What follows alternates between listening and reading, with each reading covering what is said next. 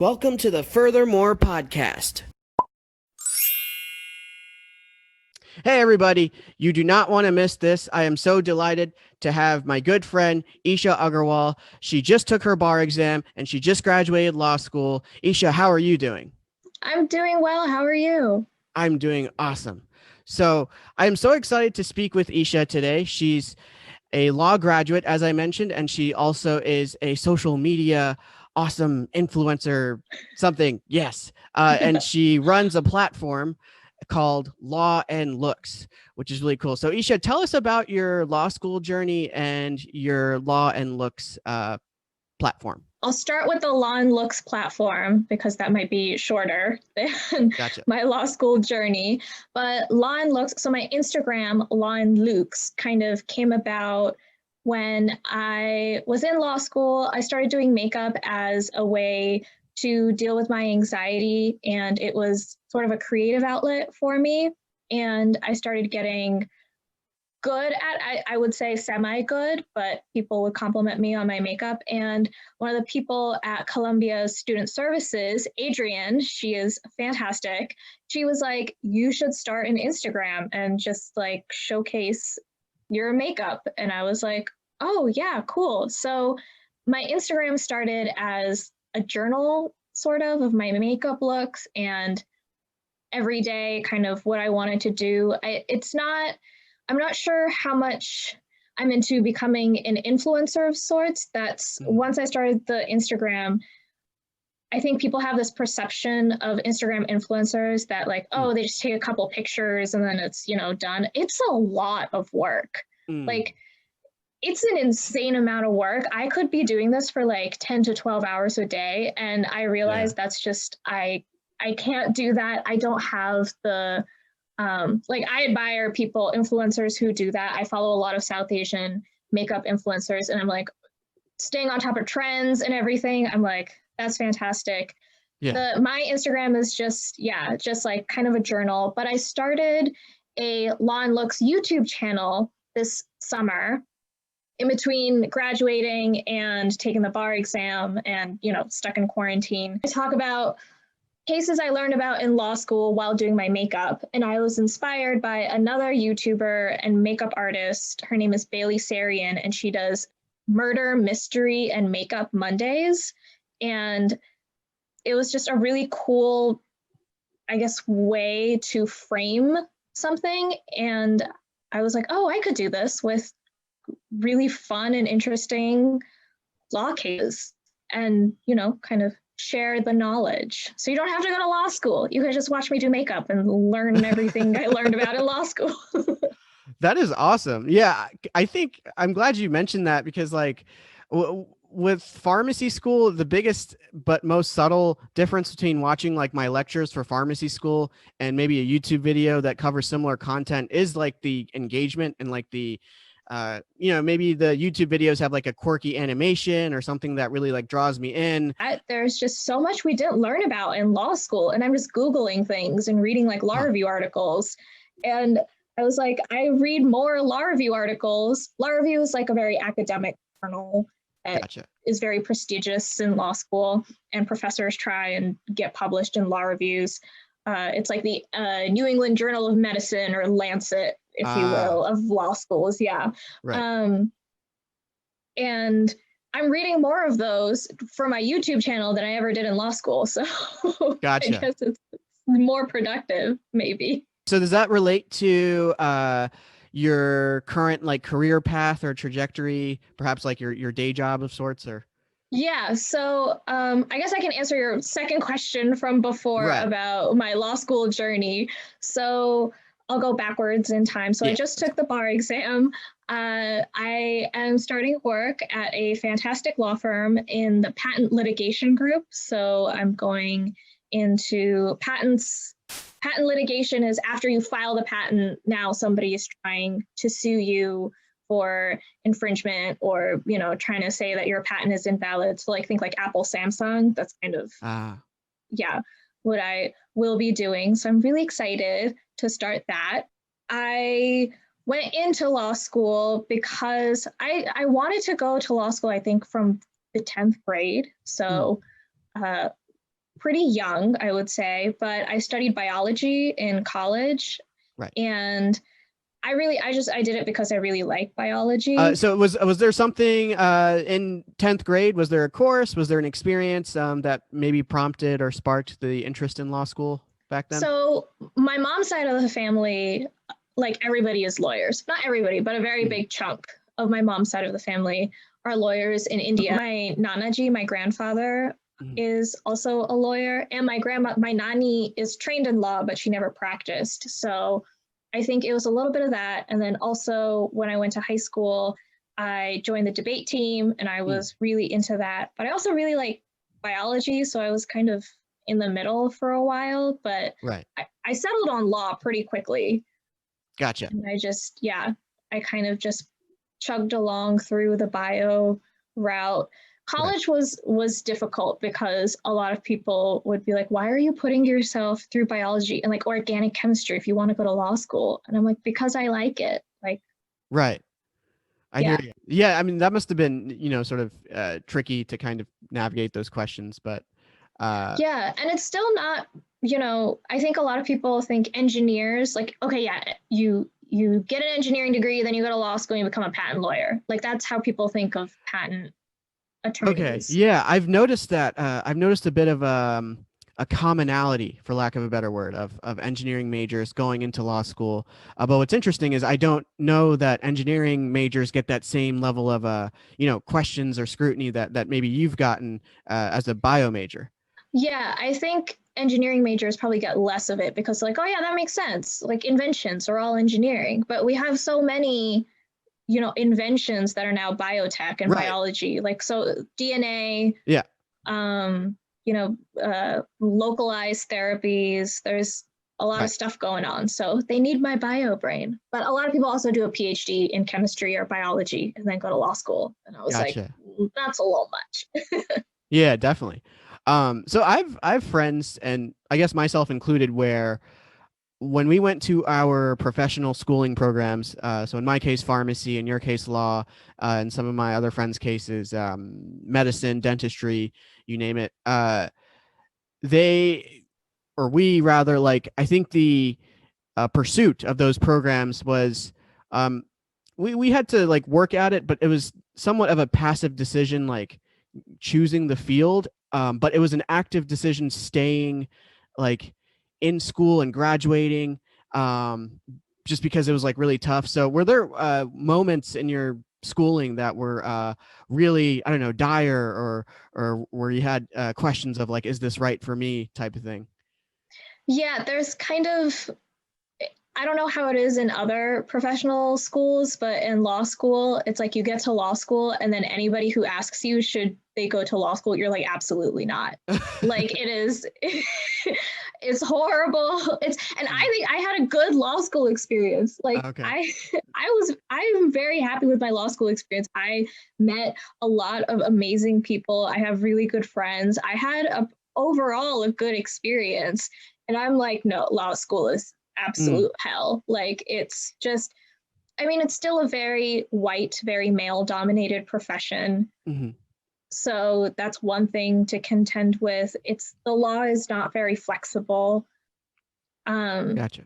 yeah, you can sort of see that in some of the things that are going on in our country right Hmm. now. But it's an old timey conservative profession, Mm. and in walks a brown girl with purple hair. Like, what do we do with you? And like, I'm not even the most liberal out there Right. person. There are Hmm. there's it's hard to find a fit. First of all, it takes a really big toll on your mental health. Right. It's the first year is the worst. And then they tell you it gets better your second year, and it does not get better your second year. Oh.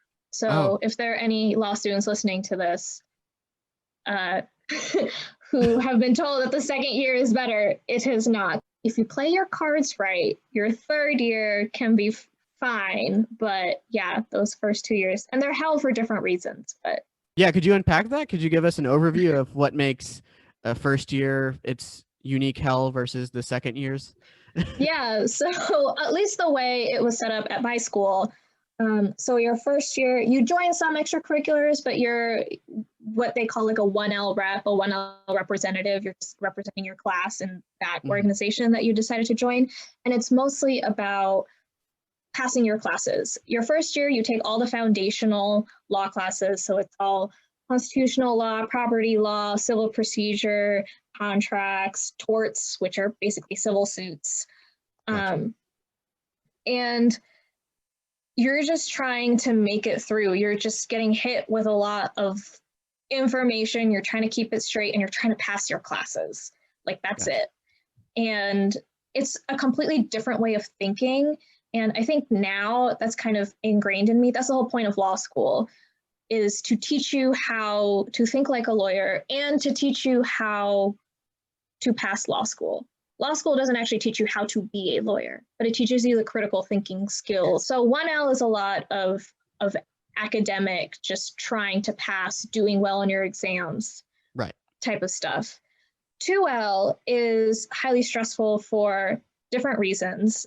At my school, it's because the 2Ls, we were all like presidents of our extracurricular organizations. You can do externships and clinics where basically you're doing hands-on experience. You have actual clients.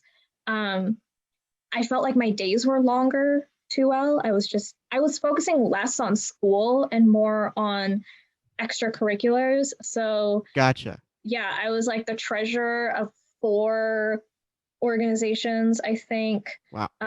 I was doing a domestic violence prosecution externship. I was also taking a full load of classes because my externship didn't give enough credits, even though it took like double the amount of time, which I thought was annoying. But yeah, so and I think I was definitely busier 2L than I was 1L. Because 1L, everybody's like, oh, you're a 1L, like you go, like we won't tell you to do anything, like you go study. At 2L, it's like, okay, well, you better be on top of your classes and do like these 500 things as well. So I was actually stressed out more my 2L than I was my 1L. Description you gave for the 2L year described pretty much the entirety for me of pharmacy school. It was a bit of a rehash of, I guess, maybe the extracurricular involvement of undergrad and perhaps how some may describe business school, where you're like president of one org and then maybe secretary of 2 more and then maybe another position for like 5 more, and it's just like this big web of leadership and extracurricular like student leadership, that is. And that doesn't even account for the networking that you have to do with the people like that are already in the profession. Yeah, precisely.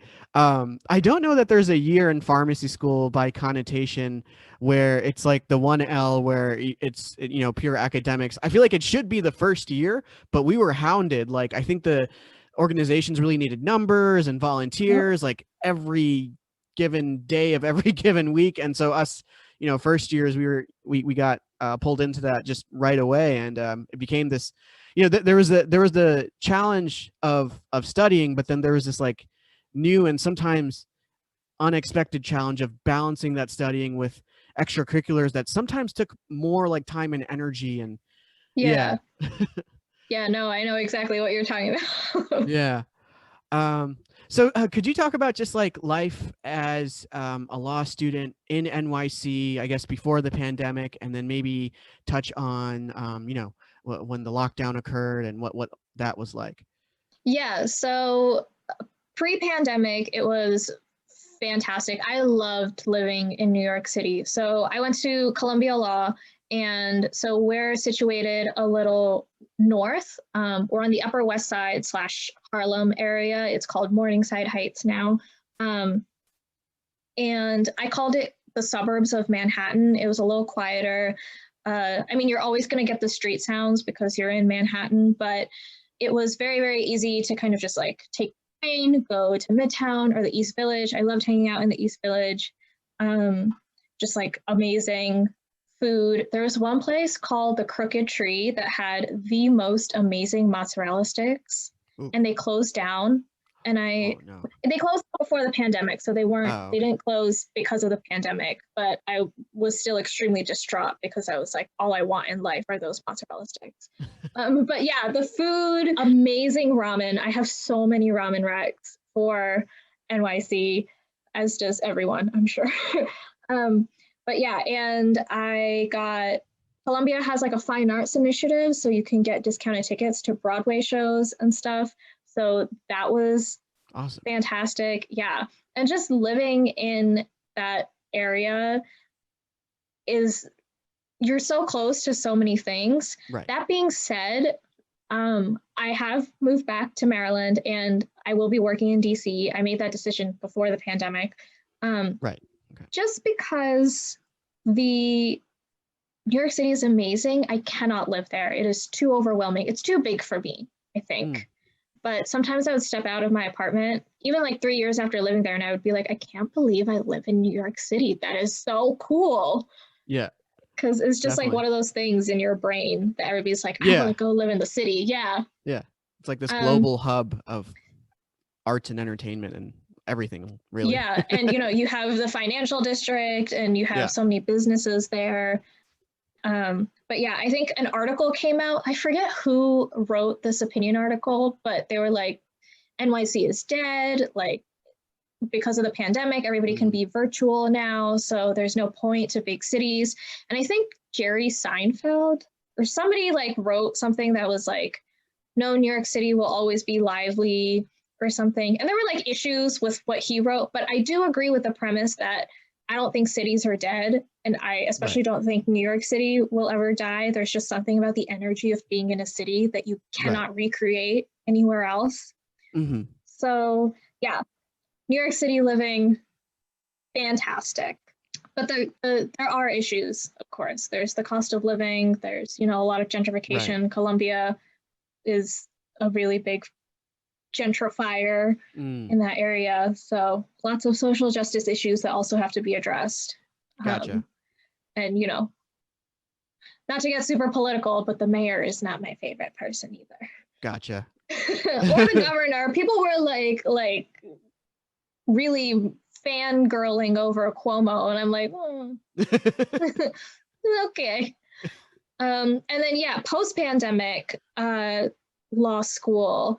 So my school shut down March of my 3L. Yeah. So I did my second half of my second semester of my last year online, and it was not great. I don't know if it was because it was the beginning of the pandemic. I mean, my professors were amazing. The setup was fine. Like, there were not a lot of tech issues that I had personally. Right. In terms of virtual learning, but my mental health was not great.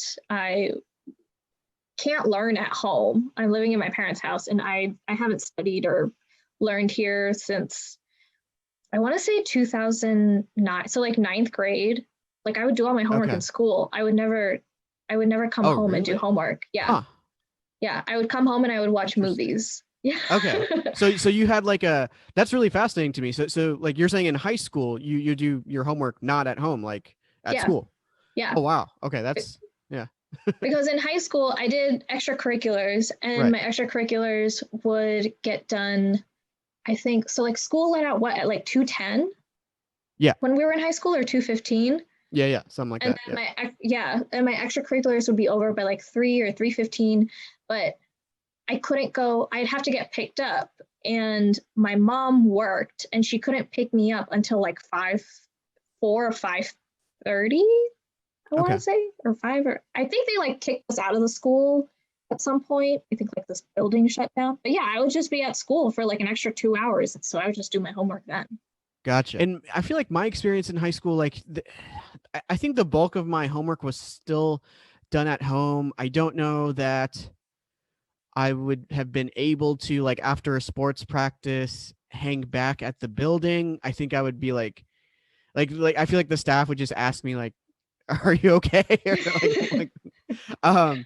That's the other thing. I didn't play sports in high school. You played soccer, right? Yes. Yeah. So I think I would have been too tired if I played sports in high school. Okay. Yeah. To then do my homework. Right. Yeah. Especially like at the same like building. I kind of wish I had some of the elements of liberty of like freedom from college embedded in high school, where like I could take naps somewhat liberally. My parents a little bit, like my mom in particular, since she worked from home, she would, I don't know, she just wouldn't let me take a nap during the day. Like nighttime is for sleeping. You cannot sleep during the day. And then I kind of wish like, yeah, like I didn't have much freedom to explore different settings to study, like maybe like the local Barnes and Noble, rest in peace. Is yours And gone now? yeah. Oh, Oh wait, no, not Barnes and Noble. I meant Borders. Do you oh, remember Borders? Borders. Yeah, Yeah, I remember I Borders. meant to say Borders because Barnes and Noble is alive and well. There was just never one like super locally where I live. Rest in peace, Borders is what I meant to say. Borders. Oh my God, I remember Border. I hope that's the correct. Yeah. Oh wow. Yeah, no, it was Borders. We were like a member and we had like the little keychain. Yeah, Yeah. I remember. Yeah. I can relate with the abrupt stop in the lifestyle and movement of things because of the pandemic. So as you may know, like I'm now a very avid, active, nearly full-time stand-up comedian. No, And yeah, I see. I watch your videos and I follow you on TikTok. thank you. Yes. Follow me on TikTok, everybody. It's I like to mood it. Yes. I and yeah, no, the pandemic was truly awful. I mean, for the first month or two if, of the lockdown, everything abruptly stopped. We as a community of comedians, DMV, East Coast, globally, like, we didn't know what to do.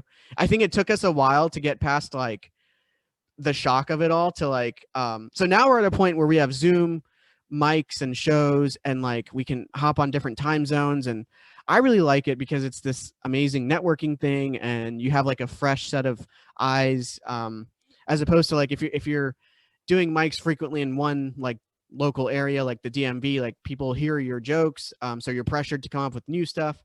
But yeah, like the adjustments were just, I had a really tough time. And then yeah, like my parents and stuff. So that was tough.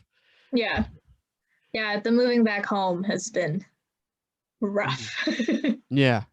The biggest, I think, loss for me in terms of studying was like studying at local coffee shops. So I get Mhm. my best work done. There's one coffee shop that was near my apartment in New York City called Max Cafe. They have the best coffee, um, like fantastic.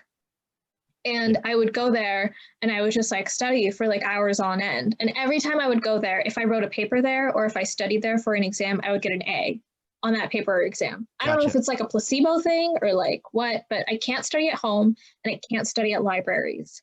Right. So the best place for me is our coffee shops. Yeah. And just kind of like if I'm in a park or there were like some common spaces at my school, so like kind of like a common lounge, Yeah. like lounges at like UMD dorms, like sort of that kind of area. Those are ideal. So that was a loss for like finals, but finals ended up being pass fail, so that wasn't that big of a deal. But for the bar exam, that was like one we like had to, it got canceled twice. The bar exam's Oh. hell. Huh.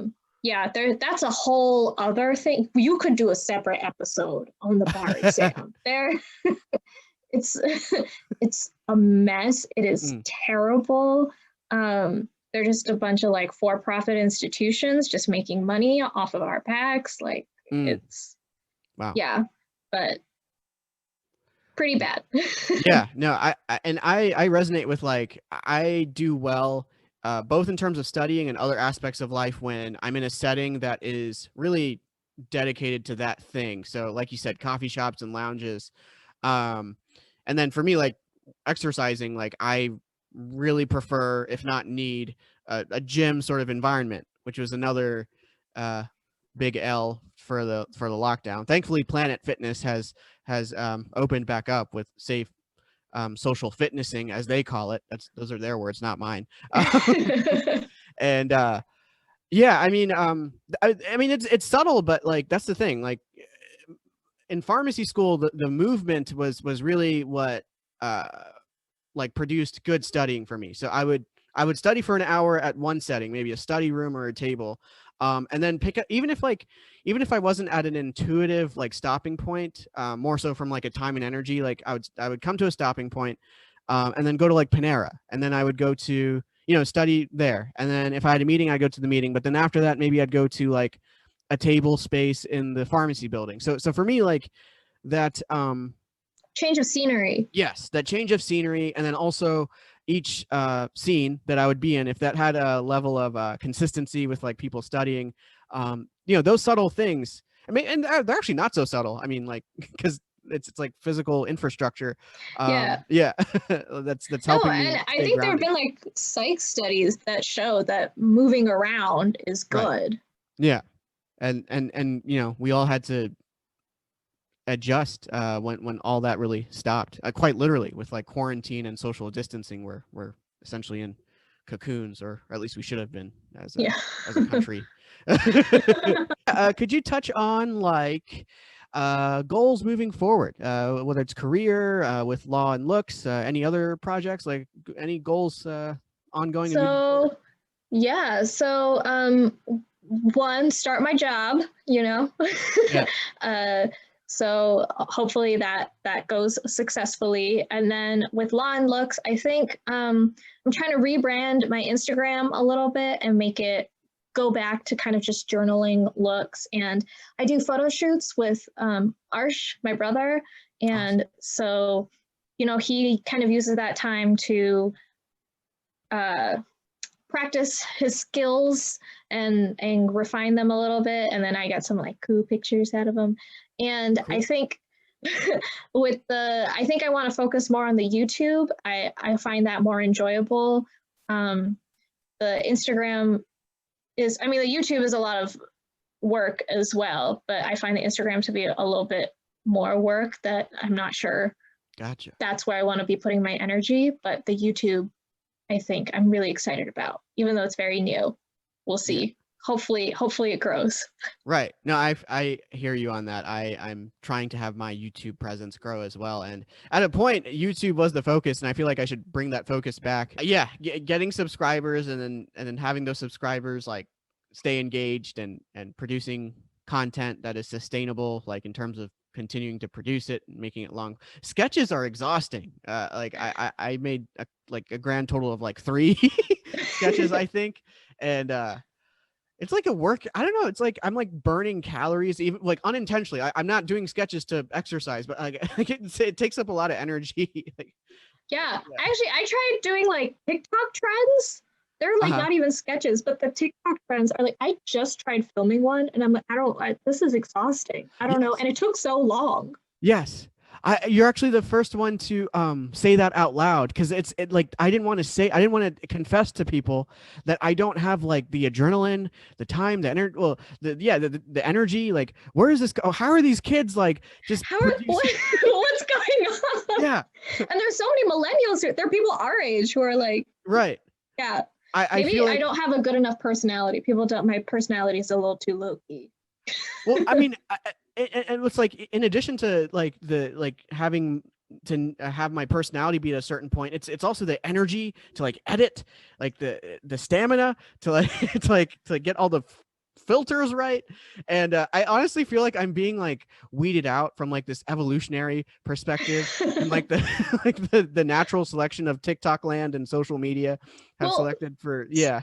so one of my really good friends from law school, he just like, so he had a bet with his friend that of who could get the most like TikTok views, and he like started doing like all the trends or whatever, and then he just started talking about Harry Potter, and literally it's just him talking for a minute. He said he spends between like 10 minutes and an hour on his TikTok videos, and like that's it. Like Huh. he just sits Okay. there, he talks about Harry Potter, Gotcha. and but his personality is so engaging. He says this interesting, like sometimes controversial stuff, and he's so engaging. I'm like, how do you do that? Like, how do you teach me your ways? Right. But Right. that's why I was like, maybe my personality is a little too low key. So then I try to do the makeup stuff, but people are so, I mean, people are so talented at the makeup.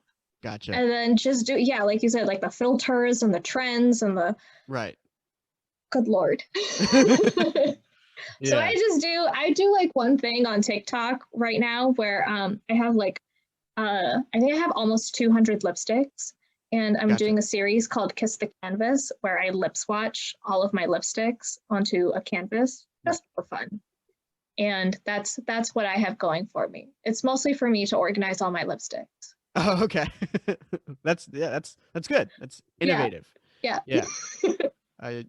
I yeah, for me personally, I think my limiting factor is like energy and like improving my routines, um, and like integrating kind of like, yeah, if you know, if I set a goal of maybe one TikTok per, I don't like weekly quotas because that stresses me out. So maybe like one per month, or like two per month, um, and then like integrating that into my daily routine, because I think the routine is what like sort of optimizes my energy levels, and then that will kind of help me reach uh like quotas to put out content and stuff. So, well, thank you so much, Isha. It was a huge pleasure speaking with you, and I can't wait to see what comes next, and I can't wait to see our YouTube channels flourish.